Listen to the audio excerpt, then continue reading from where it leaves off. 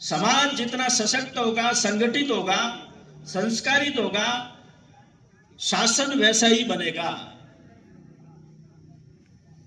हम नहीं सुधरेंगे, दुनिया को सुधरने निकलेंगे तो कभी हो नहीं सकता।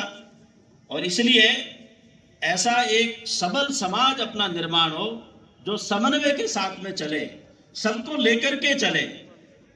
उन सभी बातों के अंदर संघ के इन शताब्दी वर्ष के जो कार्यक्रम आ रहे हैं आगे, उसमें सामाजिक सद्भाव का विषय भी है, प्रमुख जन की गोष्ठी का भी विषय है, और सबसे बड़ी बात है उसके अंदर हमने कहा है पंच परिवर्तन। 5 विषय हम लेके चले, वो जन जन का और घर घर का विषय बनना चाहिए। इसलिए आप सबसे निवेदन है, ये केवल मुट्ठी भर स्वयंसेवक ये नहीं कर सकते, हमको अपनी ताकत का कोई अभिमान नहीं है। हम बहुत विनम्रता से आग्रह करते हैं कि हर घर के अंदर कुटुंब प्रबोधन चाहिए, हर घर में समरसता का संदेश चाहिए, हर घर में पर्यावरण पूरक हरित परिवार हमारा बनना चाहिए, हर घर के अंदर स्वत्व और स्व के बोध और स्वदेशी की बात चलनी चाहिए।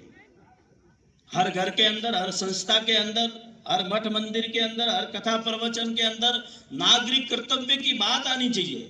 केवल नागरिक अधिकार नहीं मिले हमको, कर्तव्य भी है, उन कर्तव्यों की भी हम बात करें। ये जो 5 बातें लेकर हम चले, इसको कहा है पंच परिवर्तन। ये एक संस्था का, एक संगठन का, एक विचार का विषय नहीं है, ये सबके हित का विषय है। राष्ट्रीय स्वयंसेवक संघ की शाखा जब प्रभावी हो जाती है अपने गांव में चलती हुई, तो वो शाखा सबकी है। राजनीतिक विद्वेष और विचारधाराओं के अलग अलग प्रकार के भेदों को छोड़ करके स्वयंसेवक जैसे काम करता है, समाज को भी बड़ा मन लेकर के आगे बढ़ना होगा।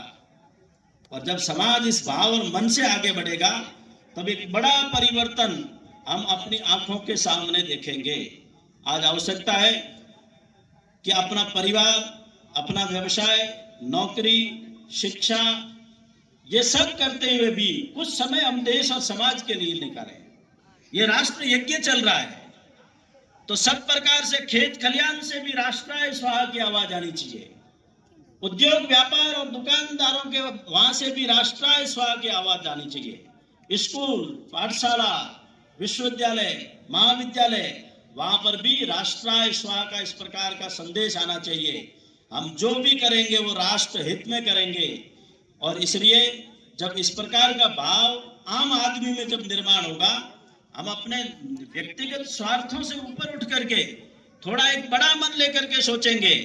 और इसलिए ईर्ष्यालु भाव को त्याग करके, कई बार हमको किसी की प्रगति भी स्वीकार नहीं होती, हमको लगता है ये आदमी आगे कैसे बढ़ता, तो इस प्रकार के छोटे छोटे विषय आते हैं, वो गांव के अंदर विकास में बाधक बन जाते हैं। और अपने गांव आज क्यों पिछड़े हुए हैं, तो उसके पीछे केवल और केवल है कि आपसी रंजिश, आपसी मुठमुठाव, इनके कारण से सड़क नहीं बनती, बिजली नहीं आती, पानी नहीं आता, विद्यालय अच्छा नहीं चलता। जो प्राथमिक आवश्यकता है आज के समय में, वो सब करने के लिए भी जगह जगह पर संघ के स्वयंसेवकों ने समाज से संवाद करके ऐसे अनेक आदर्श गांव खड़े किए हैं। अपने संपूर्ण राजस्थान में भी ऐसे 50 गांव है हमारे पास में, जिसको हम कहते हैं प्रभात गांव।